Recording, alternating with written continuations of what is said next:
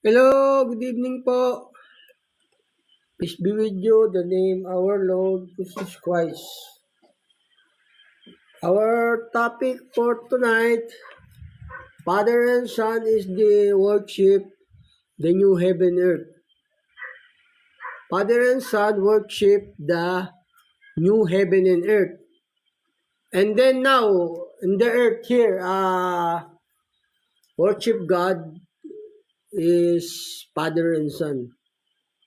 Father and Son worship the new heaven and earth. Our topic for tonight. Ganun po.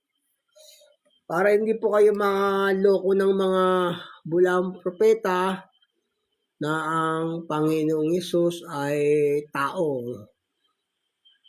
Meron bang taong ganun? Sasambahin mo na nga yung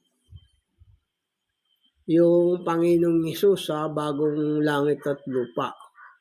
Wala pong tao na sasambahin sa bagong langit at lupa. No man to worship the new heaven and earth. Only the God, the Father and Son, is the worship the new heaven and earth. Ganun po. Is that only the Father and Son is the worship the heaven and earth. New heaven and earth. This is our time.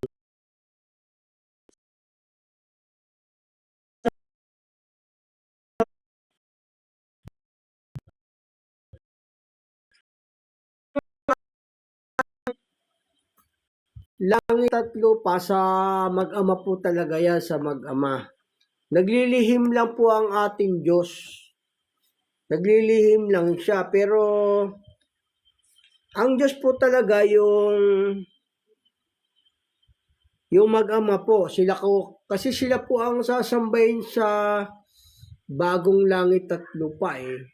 Pwede ba yung sasambahin mo yung tao sa bagong langit at lupa? Wala po nun. Yung tao sasambahin mo sa bagong langit at lupa. Ang ating Panginoong Yesus sasambahin sa bagong langit at lupa eh. At saka ngayon sa tong all of the earth, di ba?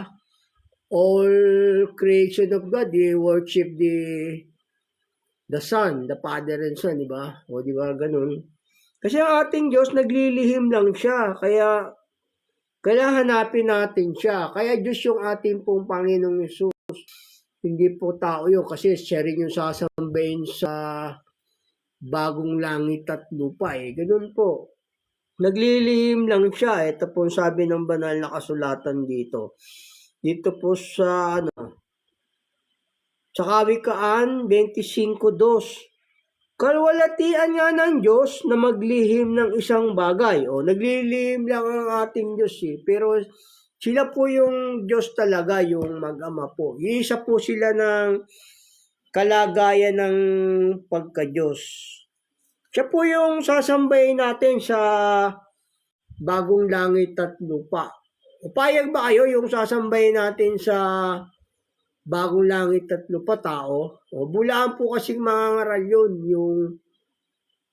yung ang Yesus tao, ganun. Bulaan po yun. Pagka ang Yesus mo tao, o taga sanlibutan po yun. Kaya sabi ng Panginoong Yesus, di ba? Merong magsisilitaw na mga bulaang Kristo at ililigaw ang marami. Sabi ng Panginoong Yesus, di ba? Ito po sabi ng banal na kasulatan dito. Marami magsisilitaw kasi mga bulaang Kristo eh. Kaya kung ang Yesus mo tao, bulaan yun, tagalupa po yung Kristo mo. Ganun po. Ito sabi ng banal na kasulatan dito. May mga bulaang Kristo po kasi. Ito po sa Mateo 24:24. Sapagkat may nagsilitaw na mga bulaang Kristo at mga bulaang propeta, magpapakita ng mga dakilang tanda at mga kabalaggan.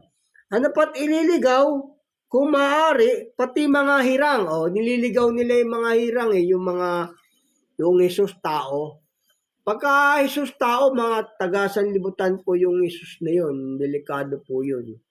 Wala po yun sa tamang aral ng Diyos. Kasi ang ating Diyos nagkatawan tao, nag-anyong laman lang. Ito po sabi ng banal na kasulatan dito sa Roma. Dito po sa Roma, nag-anyong laman lang ang ating Panginoong Hesus. Dito po sa Roma 8:3.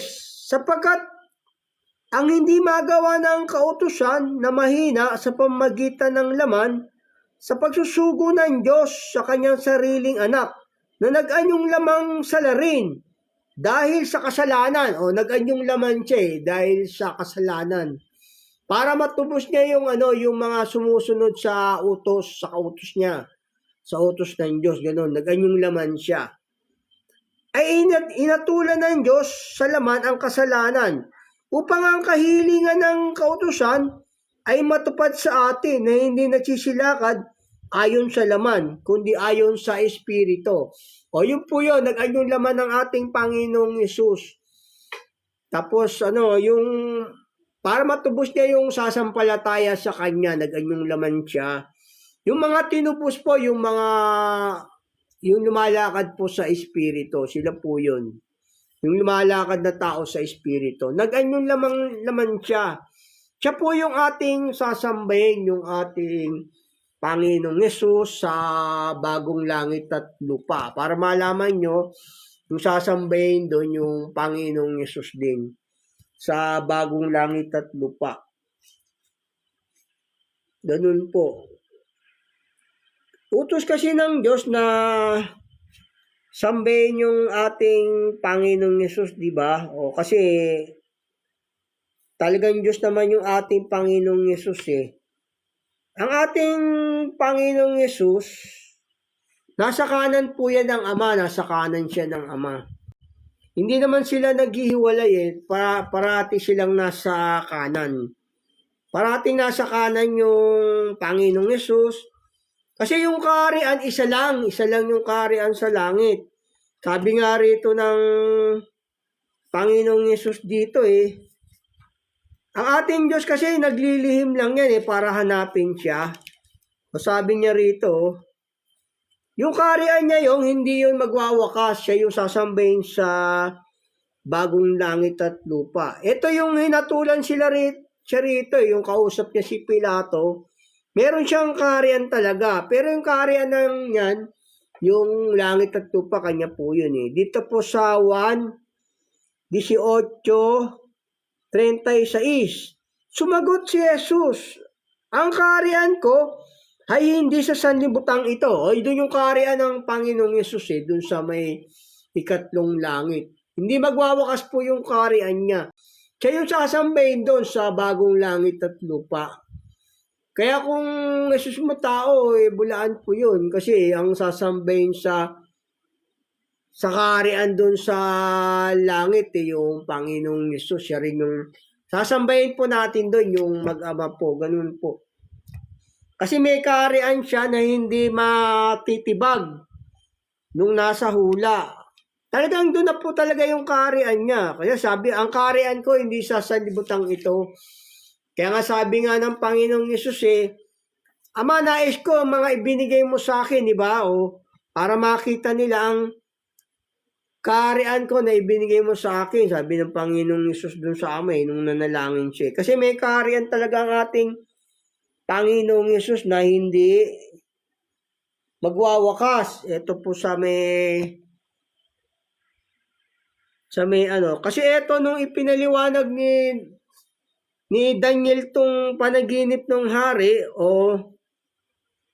mahaba po kasi to, no? Pero dito ko lang siya babasahin sa sa Daniel 2:44. At sa mga kaarawan ng mga haring yaon, ay maglalagay ang Diyos sa langit ng isang kaharian na hindi magigiba kailanman. Hindi mabigiba yung kaharian ng Diyos doon sa langit kailanman eh.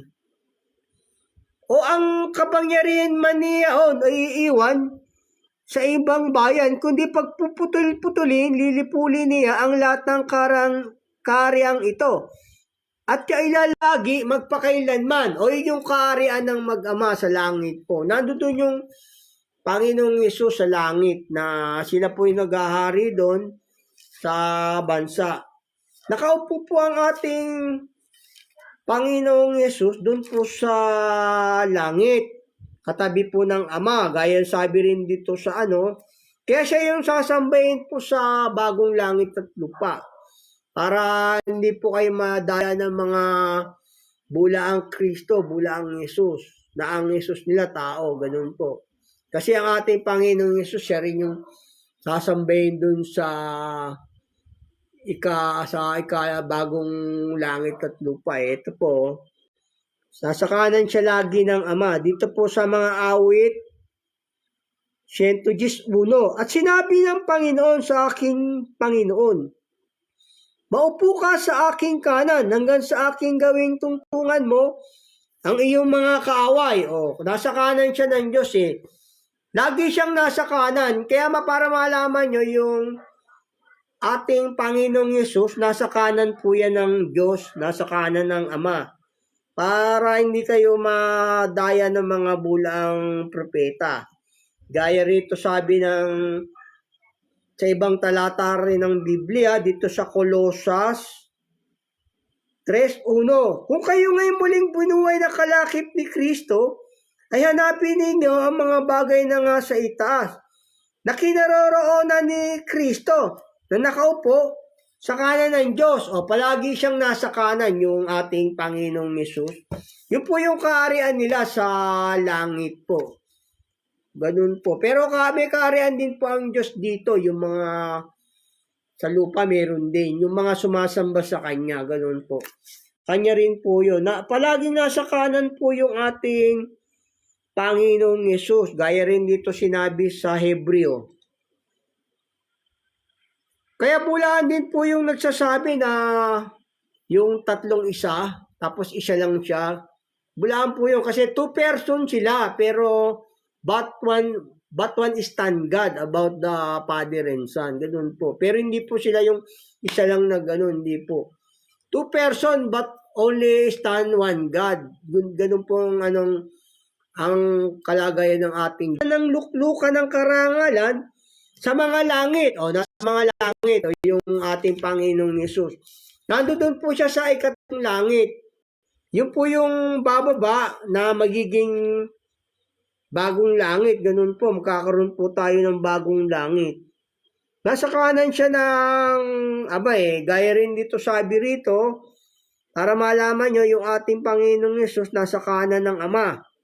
Dito po sa Hebreo 1:3. Palibhas ay siyang sinag ng kanyang kalwalatian at tunay na larawan ng pagka-Diyos at umaalalay ng lahat ng mga bagay sa pamagitan ng salita ng kanyang kapangyarihan, ng kanyang magawa na ang paglilinis ng mga kasalanan ay lumuklok sa kanan ng karangalan sa kaitaasan. Nasa kanan siya ng Ama, lumuklok sa karangalan sa kaitaasan. Utos po ng Diyos na ang nasa langit at sa lupa sumamba sa ating Panginoong Yesus. Miski sa new heaven and earth, siya rin po yung sinasamba ron. Mamaya basahin ko po sa inyo. Ito po sabi rin ng banal na kasulatan dito sa sa may Pilipos na utos ng Ama, ng Diyos na sasambahin siya ng mga nasa langit. Ito po sa Pilipos 2:10. Upang sa pangalan ni Jesus ay iluhod ang lahat ng tuhod ng nangasa langit at nangasa ibabaw ng lupa at nangasa ilalim ng lupa. At upang ipahayag ng lahat ng mga dila na si Jesucristo ay Panginoon sa ikaluwalhati ng Diyos Ama. Lahat ng nasa langit, nasa ibabaw ng lupa, nasa ibabaw ng lupa, nasa ilalim ng lupa, di ba? Sasambahin ang ating Panginoong Yesus. Ganun po, sasambahin. Kaya hindi tao yun kasi sa bagong langit, sasambahin mo pa Ano yun? Sasambahin natin sa bagong langit, tao? Ang buhay po ng tao, according to the Holy Scripture, is maximum is the 120 years. According to the Holy Scripture, the people there in the earth. Ganun po, kaya hindi po tao yung sasambahin sa ikalawang langit. Mangangaral na tao. Yung sasambahin po ng Manila ng Mayo yung Panginoong Jesus. Sa lahat sasambahin siya ng lahat ng mga nilalang niya. Ganun po. Ito rin sabi sa sabi rin dito sa Hebreo, yung mga anghel, di ba, yung lahat ng nasa langit nga sasamba ka sa Panginoong Jesus. Pati yung mga anghel yun, mga anghel. Gaya rin sabi rito sa Hebreo, sa 1:6. At muli nang dinadala niya ang panganay sa sangkalupaan, ay sinabi, at sabi siya, ng lahat ng mga anghel, yung mga anghel, sasamba sa kanya yun, lahat ng mga nilalang ng Diyos, ng mag-ama, sasamba sa karian, lahat ng karian, sakop yan ng ating Panginoong Yesus, sakop niya ng mag-ama. Kaya lahat ng mga bagay, sasamba sa kanya. Ganun po, itong sabi ng banal na kasulatan dito. Kasi sakop niya lahat ng karian, sabi rito sa may kanyang kaharian ay nagpupuno sa lahat. Ito po sabi ng banal na kasulatan dito. Sa mga awit, 100 ng Jesus, Panginoong Diyos. At ang kanyang kaharian ay nagpupuno sa lahat. Siya yung puno sa lahat ng kaharian ng Panginoong Jesus. Siya rin po yung sasambahin natin sa bagong langit, ganun po. Kung maliligtas po tayo, siya po yung sasambahin natin. Mga bulaang mangangaral po yun, hindi po yun sa Diyos. Hindi po sila nanghuhula ng matuwid sa Panginoon. Pagka hindi ka nanghuhula ng matuwid sa Panginoong Yesus, hindi po yan dinirinig ng Diyos, di ba? Ganun, gaya sabi rito ng Diyos, yung pagka yung hindi ka nanguhula ng matuwid sa Diyos hindi yung dinirig Nung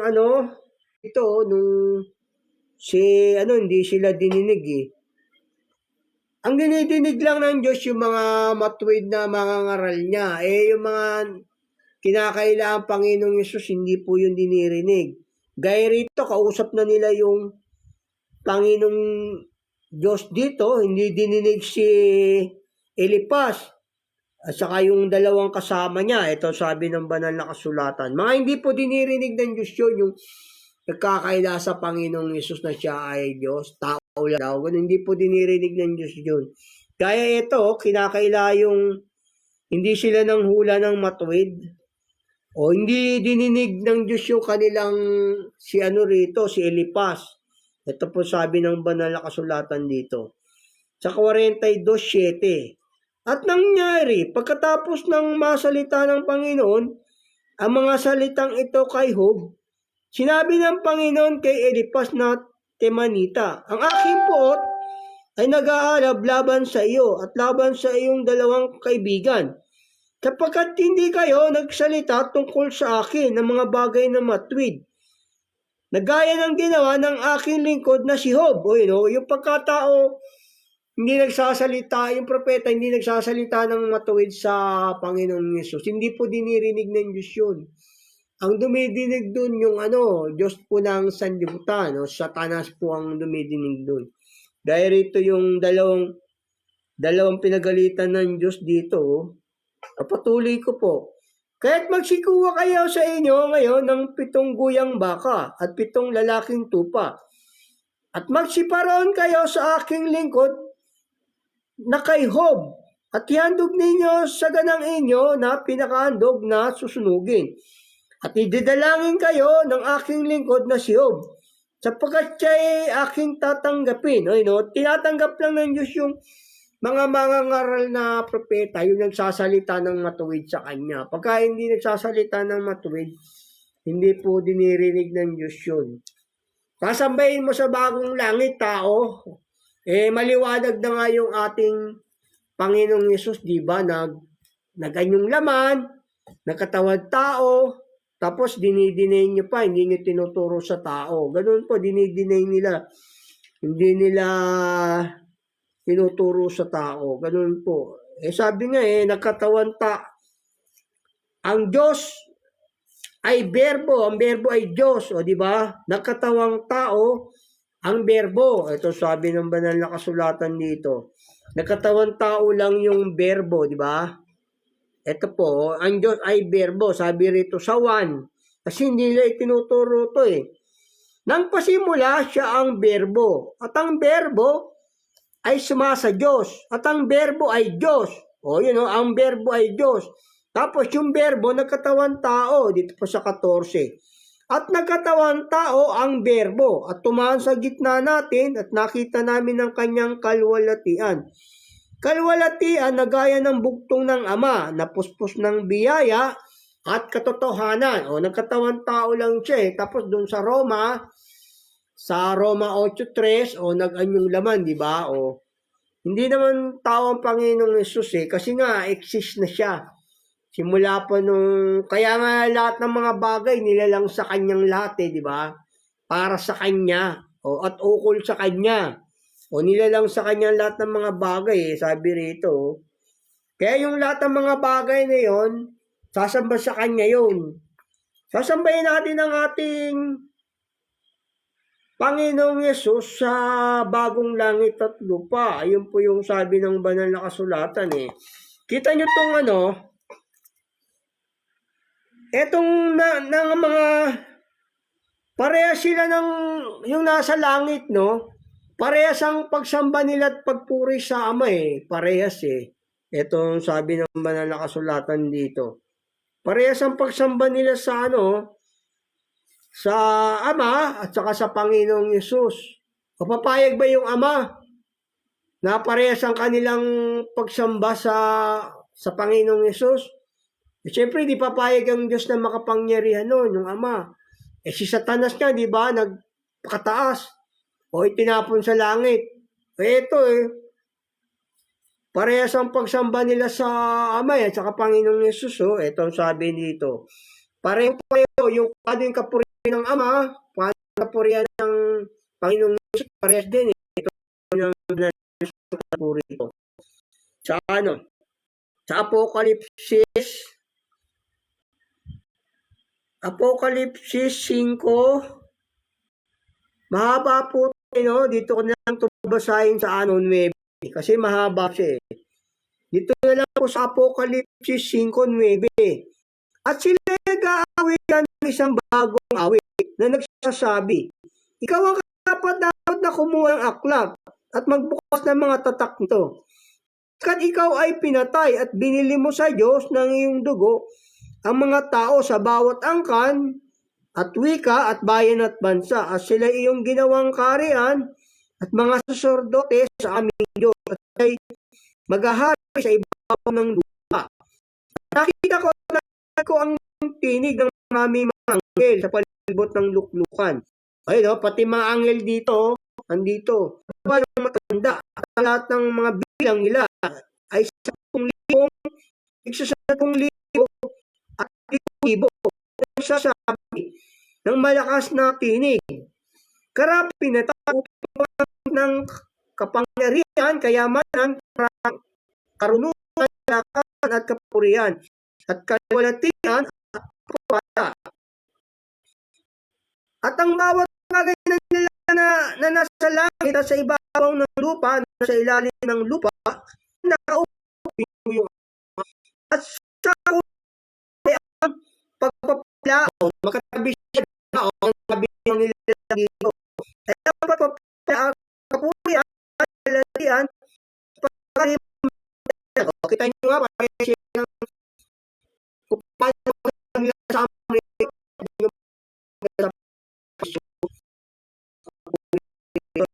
sa kasulat no? Tayo muli. Tayo nakaupo sa luklukan, kordero at ang pagpapalat, at paghari at ang dapat na buhay ay nagsabi siya nawa. At ang matatanda ay patira pa at sila ay nagsisamba. O tayo nga, sinamba at Panginoong Yesus, yung kordero, doon sa langit, patira pa sila, dumod siya. Pero yung mga mula ang aral, nakatayo lang yung eh, nakatayo lang ngayon, mga buhay, libong mangil dito, tinutukoy. Ano sa yung sinunod eh. Pareho ang magsamba niya sa ama eh, sa anak eh. Sa may pareho lang. Sinasama sila sa bagong langit at lupa. Pareho sila. Gaya rin dito sabi rito. Ito naman yung mga naligtas sa sa may 9:7. Ito naman din yung mga nakitang naligtas ng Panginoong Diyos. Dito, yung mga naligtas naman po. Kasi hula to, nakita na to, yung naligtas. Magkatabi po yung Apokalipsis 7:9. Pagkatapos ng mga bagay na ito, tumingin ako at narito. Ang isang lupang karamihan na di mabilang ng sino man na mula sa bawat bansa at lahat ng mga angkan at mga bayan at mga wika at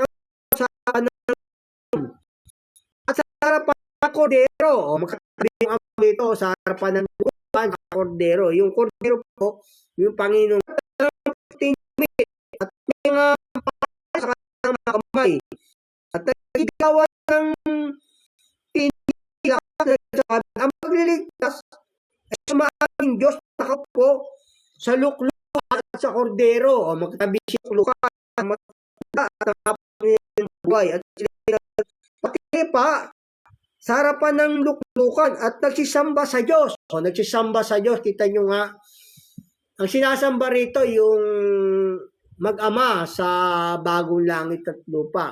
Nagpatira pa sila rito, sabi rito, at sila ay nagpatira pa sa harapan ng luklukan at nagsisamba. O yun o, nagsisamba sila. O basahin ko sa inyo muli para maintindihan nyo dito sa Medjis. Na nagsisigawan ng isang malakas na nagsasabi, ang pagliligtas ay sumaaming Diyos na nakaupo sa luklukan at sa kordero. Yung kordero po yun yung Panginoong Yesus.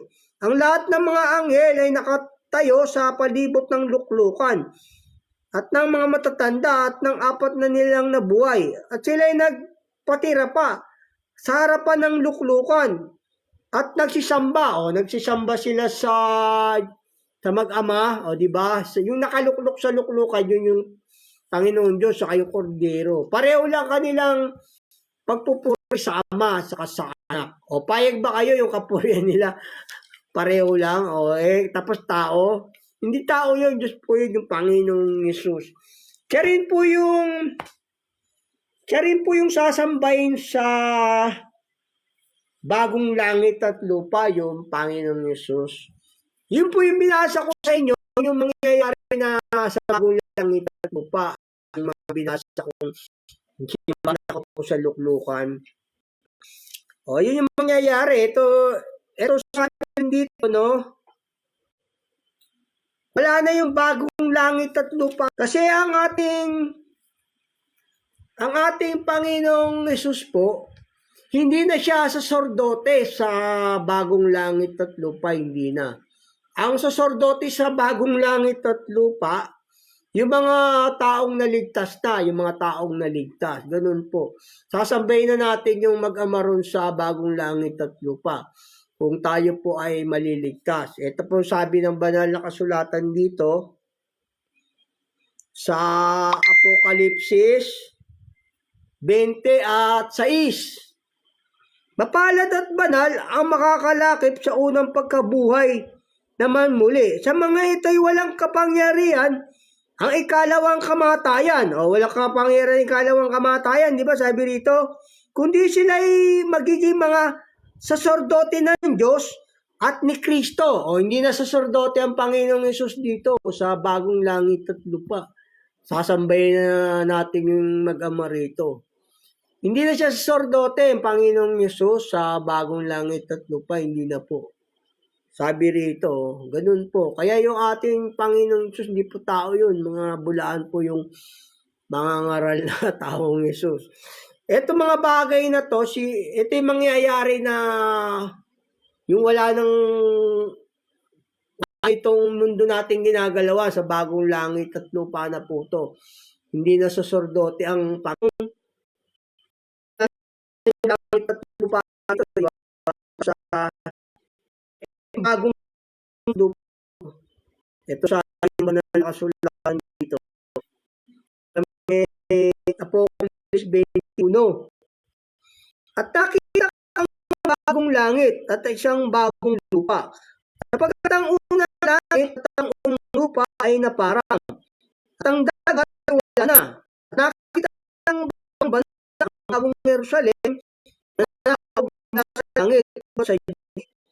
Na gaya ng isang babaeng kasintahan na talaga siyang sawa. Walang bagong ito yung limang langit. Tapos, wala po doon. Yung nato, hindi na po yung natuyos na electricity. Hindi na po yung araw doon, kuryente, hindi na po. Sa bagong langit at lupa. Hindi na natin kailangan ng kuryente para mag-iwanan natin bakit tayo ng kuryente, hindi na po. Kaya doon, yung electricity yung hindi na natin mabayad ng kuryente yun sa bagong langit. Kaya yung yung kordero ng ilaw doon, sa langit lupa, di ba? Sabi ron, wala na yung ano. Ito sa kasi ito pa ulit ito.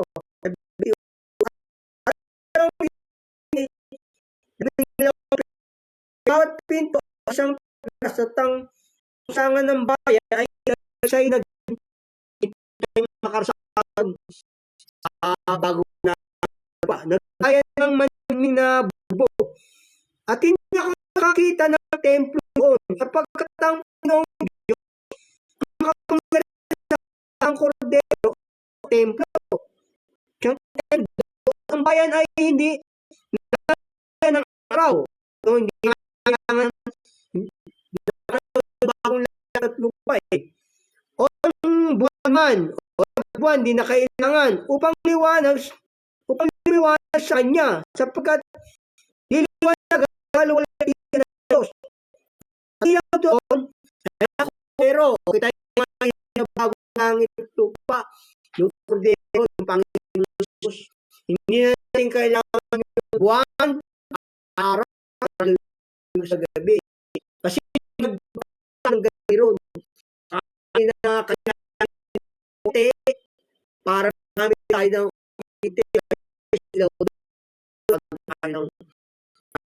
Ang meaning na ilaw. Kaya sabi sa kanya walang kadiliman. Yung Panginoon Jesus, aparikang Diyos sa libutan. Hindi pa mga tao kadiliman. Sapagkat sa sama ang kanyang gawa. O, sino ba yung ilaw? Siya.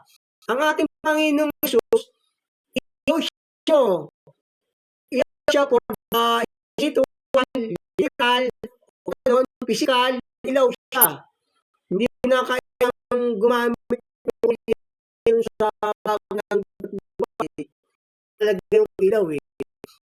Kita nyo nga nung lumakad sa dagat, sa gabing ito, lumakad sa dagat, sa babaw ng tubig, madilim doon, wala kang makikita ron kung wala kang panglaw na ilaw. Lumakad sa dagat, diba?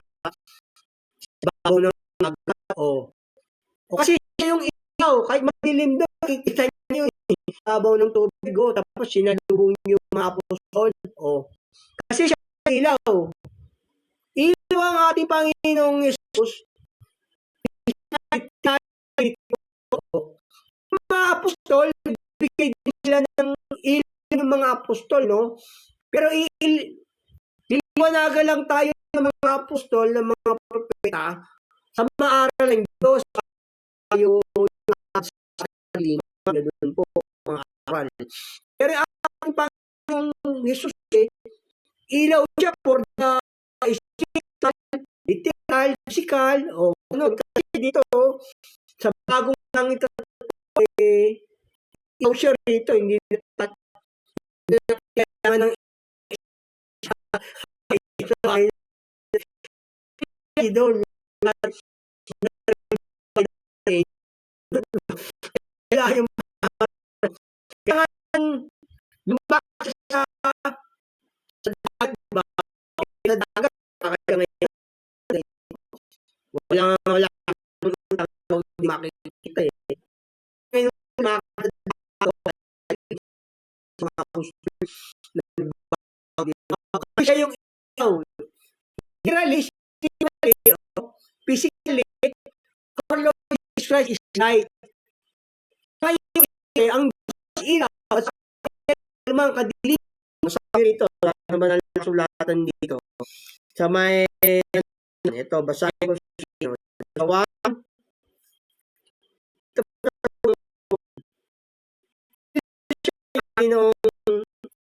siya, spiritual, physical, ang Diyos ay sa kanya ay walang lima. Ito sa sulatan dito. Sa ang aling narinig sa kanya, ay na at sa kanya ay walang anong kadiliman. Walang kadiliman sa ating Panginoong Yesus eh. Tapos ko, ilang Jesus, sa Espiritu, sila na parito, inibig pa ng mga tao yung kadiliman eh. Nililim ng Panginoon Diyos ng mga apostol, yung mga apostol nagliliwanag lang sila sa tao, sa aral ng Diyos, para wag lumakad sa kadiliman, sa mga masamang gawa. Pero yung ating Panginoong Jesus eh, kahit walang kuryente, liliwanag niya, di ba? Ganun. Ilaw yung Panginoong Yesus, na ilaw. Sa kanya walang madilim.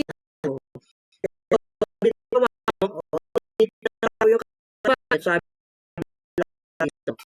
Pag-uno, kasi, pa rito sa sariling kanya, at siya hindi tinanggap ng kanya. Kanya yung natanggap, ikaw na ba nilang anak ng Diyos?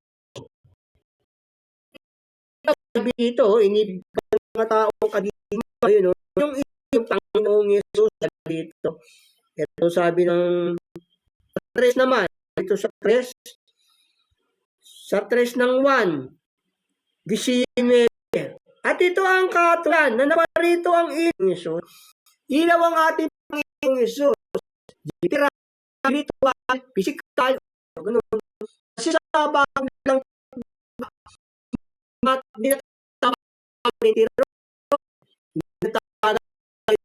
hindi natin kailangan ng buwan sa araw para liwanag sa atin. Siya yung nagbibigay natin yung Panginoon. Kasi siya yung ilaw sa bagong langit at lupa. Siya yung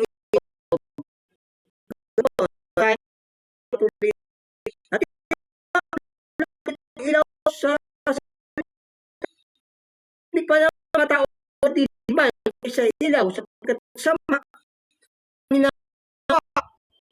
katamsan na gagawa na sa ilaw at hindi na sa ilaw upang ang kanyang gawa.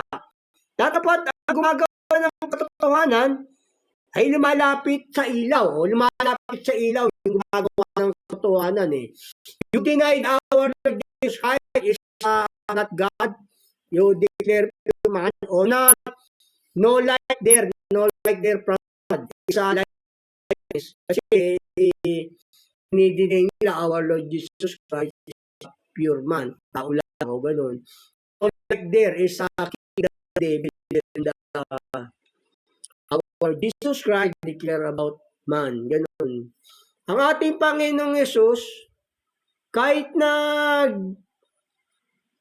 binigyan siya ng kapangyarihan ng Ama, kasi anak niya yun. Yung, halimbawa, ikaw, isa lang yung anak mo. Siyempre, lahat ng kayamanan mo, karunungan mo, ipamamana mo sa anak mo. Ating Panginoong Yesus ganun din. Lahat ng kapangyarihan ng Ama, lahat ng kayamanan ng Ama, ibibigay sa anak yan. Lahat po yan. Kaya nga sabi nga ng Panginoong Yesus ang lahat ng iyo ay akin. Wala yun, kahit na ganun po, Espiritu ng yun. Kaya hindi mawawala yung kanyang pagka-Diyos bilang anak. Iba dyan nilalait lang yung Panginoong Yesus, di ba? Tao, binigyan lang daw ng kapangyarihan. Hindi naman mawawala yung kapangyarihan na yun kasi nga anak ng Ama yun Kaya nga minagaling ng Ama na ang buong kapuspusan ay manahan sa Kanya. Sabi ng Panginoong Yesus, ang nakakita sa akin, nakakita sa Ama. Kasi nga, malarawan sila ng Ama. Kagaya siya ng malarawan ng Ama, kundi yung Panginoong Yesus. Turo nila dyan ang malarawan ng mga angel mga angel may kamatayan Bulaan naman, pangaral na Panginoon Yesus tao. Ganun, pagbulaan po yun. Hindi na mawawala yun, yung kapangyarihan ng anak niya nga yun Yung salita ng Diyos hindi lilipas Kasi kung ano yung kapangyarihan ng Ama, ibibigay niya rin sa anak yun. Ganun. Kaya lahat ng iyo ay akin sabi ng Panginoong Yesus Ang lahat ng akin ay iyo. Ganun po, bulaan po yung mga ng tao Kristo, sulatan Ito yung sa bagong langit at lupa pati mga binasa ko sa inyo, hindi na kailangan ng buwan at araw, ganun. Ang nagliliwanag sa atin doon, nagbibigay liwanag, yung Panginoong Yesus po. Kahit literal, spiritual, physical, yung Panginoong Yesus po yun. Hindi natin, may tao bang ganun, niliwanagan mo yung buong daigdig, buong sanlibutan, hindi mo na kailangan yung buwan at araw, tao ba yung ganun? Bulaan yung mga ngaral na tao, mga ngaral nyo, Jesus, bulaan po yun. Ito, sasambay na natin yung mag-ama rito sa bagong langit at lupa. Kasi hindi na siya saserdote. Yung Panginoong Yesus sa bagong langit at lupa, hindi po. Hindi na. Hindi saserdote nun. May saserdote lang siya ngayon dahil wala pa yung new heaven and earth Ganun po. Ito sa banal na kasulatan sa may Apokalipsis 22:1. Sasambayin natin yung Diyos dito yung mag-ama sa bagong langit at lupa. At pinakita niya sa akin ang isang ilog ng tubig ng buhay na maningning na gaya ng bubog na lumalabas sa luklukan ng Diyos at ang kordero. Ito niya, magkatabi sila rito sa bagong langit at lupa. Kagitna na lang sangan ay araw ng punong kahoy ng buhay na namumunga ng 12 iba't ibang bunga na namumunga sa bawat buwan at ang mga dahon ng mga punong kahoy ay pamagaling sa mga bansa at hindi na magkakaroon ng sumpa at ang luklukan ng Diyos at ang kordero ay naroon. Magkatabi sila ng Ama, di ba?